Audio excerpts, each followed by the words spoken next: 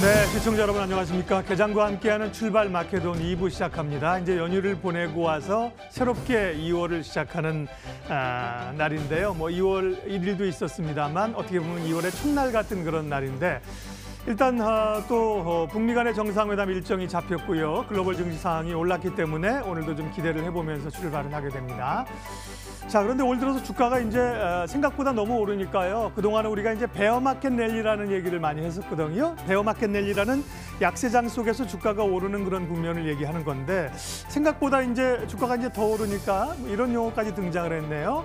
베이비 베어마켓이다. 예, 베어마켓인데 좀 약한 거라는 거죠. 그러니까 생각보다 강할 수 있다는 얘기인데 베이비 베어마켓이라는 이런 겁니다. 이제 연준이 긴축 모드로 돌입을 했다가 일시적으로 경기 상황이 안 좋든 긴축 모드를 잠시 중단했을 경우에 주가가 큰 폭으로 오르더라. 지금과 비슷한 상황이거든요. 87년 이후에 이런 경우가 5차례 있었는데 평균적으로 긴축 모드로 돌입하면서 주가는 20% 정도를 하락했었고요. 이 긴축을 잠깐 중단했다가 다시 금리를 올리는 기간까지의 쉬는 기간, 그 기간이 평균적으로 한 20개월 정도, 19개월, 20개월, 1년 반 정도 된 거네요. 근데 그런데 주가 상승이 보면 과거에 31% 정도 올랐다는 겁니다. 물론 이거 제가 평균을 계산했기 때문에요. 평균이라고 하는 게 사실은 정확지는 않을 수 있습니다만 대략 보면 그런 흐름들이 있었습니다. 이런 얘기를 하는 이유는 뭐냐면 어쨌든 생각보다 주가가 강하게 간다. 그렇기 때문에 주식시장은 늘 사실은 오르면 오를 이유, 떨어지면 떨어질 핑계를 찾는 거거든요. 그런 점에서 베이비 베어 마켓이라는 얘기까지 귀여운 곰으로 이제 비교해서 얘기를 하는 건데요. 어쨌든 상당히 생각보다는 기운이 좋다. 다만 이제 올라가더라도 올해는 어쨌든 간에 약세장 속의 강세이고 베어 마켓 랠리고 베이비 베어 마켓이기 때문에 올라가도 좀 긴장을 하면서 가야 된다는 얘기를 한번 되새기고 싶어서 오늘 그런 얘기를 했습니다. 자, 오늘 좀 기대를 하면서 출발을 하는데요. 어떻게 시작할지 이야기 지금부터 풀어가겠습니다.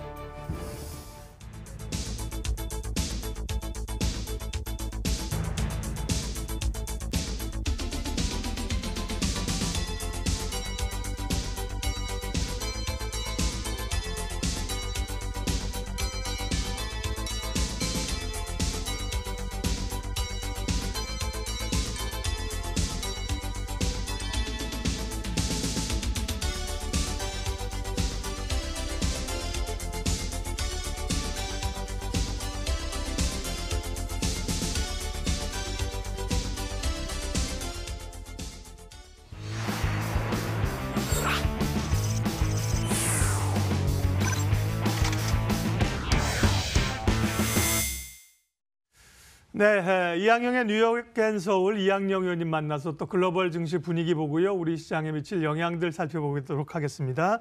의원님 안녕하십니까? 네, 안녕하세요. 이항영입니다. 네, 연이어서 꽤 오랜만에 뵙습니다. 우리가 쉬는 동안에 투자자들은 다들 뉴욕 증시를 보셨을 텐데 올랐는데요. 분위기가 어제는 또 좀 주춤하면서 약세로 좀 반전을 했습니다. 어떤 이유가 있었는지요?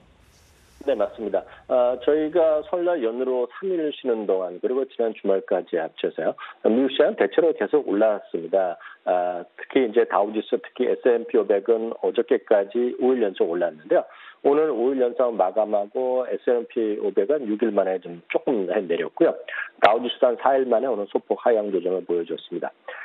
몇 가지 요인을 이제 굳이 따지자면 그동안 이제 또 거침없이 오르는 것에 대한 차익 실현 심리가 분명히 있을 것입니다. 다만 거기다 플러스 한두 가지 정도 우리가 굳이 말씀드릴 수 있는 것은 트럼프 대통령이 어저께 미국 시간으로 동부 시간으로 9시에 있었던 소위 국정연설입니다.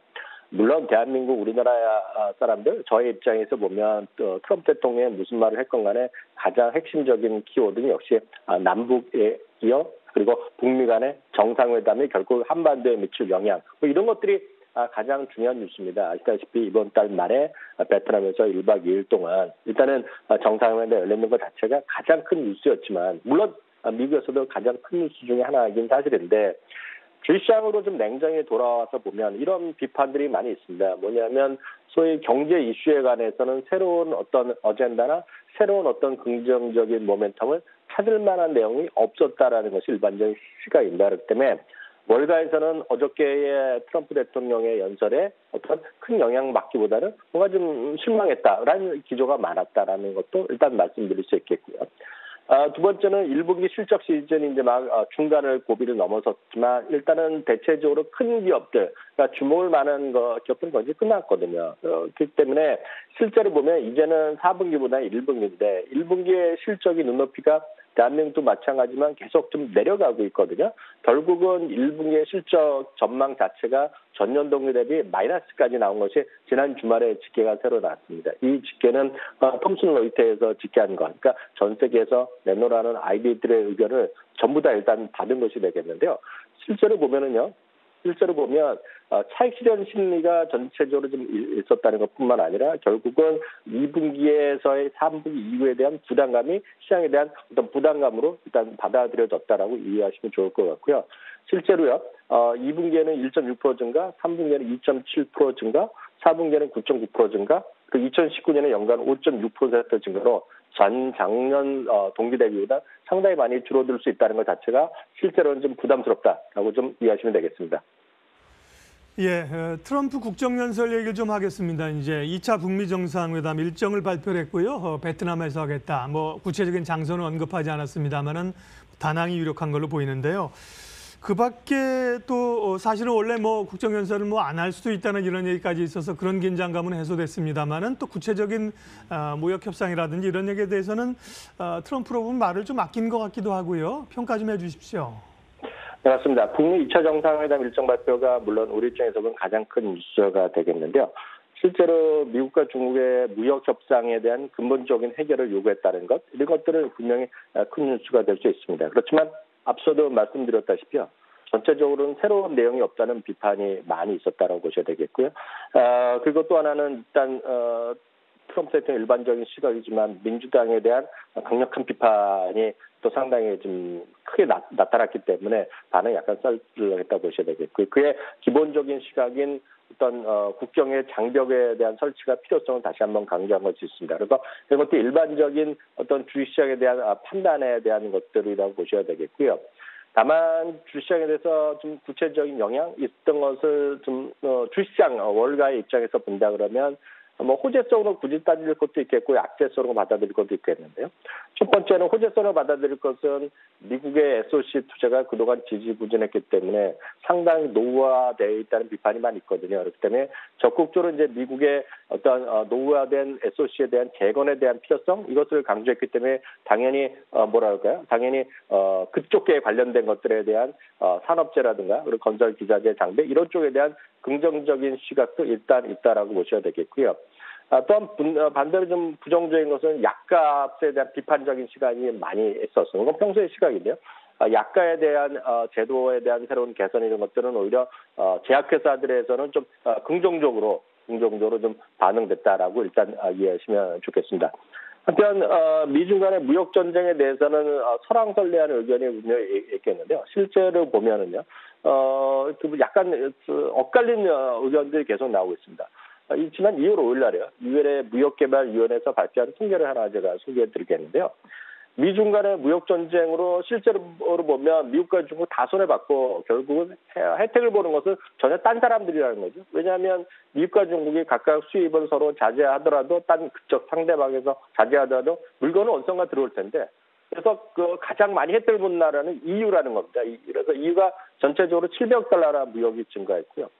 증가를 보면 멕시코 5.9%나 증가했고 한국도 5번째로 수출 규모가 증가했고 증가율은 2.1%. 그러니까 실제로 보면 한국을 비롯한 대부분의 나라가 좋아졌고 수출은 늘어났고요. 다른 미국과 중국은 오히려 손해봤다는 얘기예요. 그러니까 결국 승자가 없는 게임이 빨리 이제 풀려야 된다라는 주장도 어제 나왔고요. 실제로 보면 반면에 미국의 무역전은 11월 달에 493억 달러로 정정됐습니다. 그래서 5개월만 최저 수준은 감소했는데 이런 것들이 결국 미국의 무역 역조가 개선되고 있다는 주장도 있다는 것도 참고하시면 좋겠네요. 예, 미중 간의 무역 전쟁으로 수혜를 보는 국가들도 있었지만 실제로 우리도 그렇고 그게 뭐 호재로 작용해서 수혜를 본다 이런 느낌은 또 같지는 않습니다. 그래서 이제 승자가 없는 전쟁이라고 표현하신 거고요. 예, 뉴욕 증시 특징주, 국내 증시 또 연관 지어볼 만한 특징주 크로스입니다. 종목 이야기해 주시죠. 네, 구글과 네이버로는 같이 한번 말씀드릴까 하겠는데 실제로 구글은요 실적을 어제 엊그저께 발표했는데 실적 발표한 이후에 상당히 일단 혼조권의 흐름을 보였습니다. 다만 이제 우리가 냉정히 보셔야 될 것은 바닥에서는 구글이 한 18% 정도 주가가 반등했거든요. 그래서 4분기에 이익이 깜짝 실적과 나왔던 건 분명한데 실제로 보면 광고의 수익성에 대한 감소에 대한 우려감이 일단은 많이 좀 우려감이 났다는 것이 첫 번째 요인이 되겠고요. 일단은 광고 시장에서 물론 구글이 가장 큰 역할을 하고 있고 페이스북도 하고 있지만 지금 보면 거대 공룡이 그 시장을 잠식하고 있는데 바로 그것이 아마존이거든요. 그러니까 아마존의 부상이 일단 구글의 입장에서 약간 부담스럽다라고 일단 이해해야 되겠습니다. 다만 전체적으로 봤을 때는 글로벌 IB들의 긍정적인 시각이 여전히 압도적인 상황이라는 것을 보면 여전히 구글, 뭐 아마존도 마찬가지인데요. 긍정적으로 보는 시각이 좀 많고 좀 장기적으로 매수 관점에서 보는 게 맞다고 보고 싶고요. 네이버는 사실 구글과 대비해서는 반등폭은 더 컸죠. 네이버는 제가 계산해봤더니 바닥에서 한 24% 올라왔거든요. 근데 문제는 4분기 실적이 구글과 달리 지금 또 감익이 나왔다는 거죠. 영업이익은 전년 동기 대비 26.7%나 줄었습니다. 그래서 컨센서스를 소폭 하회하는 모습이 나왔는데 문제는 대부분의 국내 증권사 시각 자체가 매출이나 이런 건 조금 늘어났지만 추석 연휴 효과를 고려하면 별로 늘어난 것도 없다라는 비판적 시각이 많습니다. 또 이제 사실 3, 4년만 하더라도 네이버를 주가 얘기할 때 항상 얘기 나왔던 것이 라인이거든요. 일본 라인인데 라인까지 체크하신 분 계실지 모르겠지만 일본의 라인의 실적이 완전히 어닝 쇼크 중에 이런 쇼크가 없거든요. 20억 적자를 예상했는데 73억엔 적자. 그러니까 적자 규모가 3배 이상 났다는 거죠. 그렇기 때문에 늘 말씀드리지만 많이 떨어졌고 지금 반등했지만 여전히 작년 고점 대비 많이 떨어진 건 사실입니다. 그렇기 때문에 어느 정도 반등하겠지만 트레이딩 매수 정도로 접근하는 것이 유효하다 이렇게 말씀드릴 수 있겠네요. 예, 이항영의 뉴욕앤 서울 이항영 전문위원 함께했습니다. 고맙습니다. 감사합니다.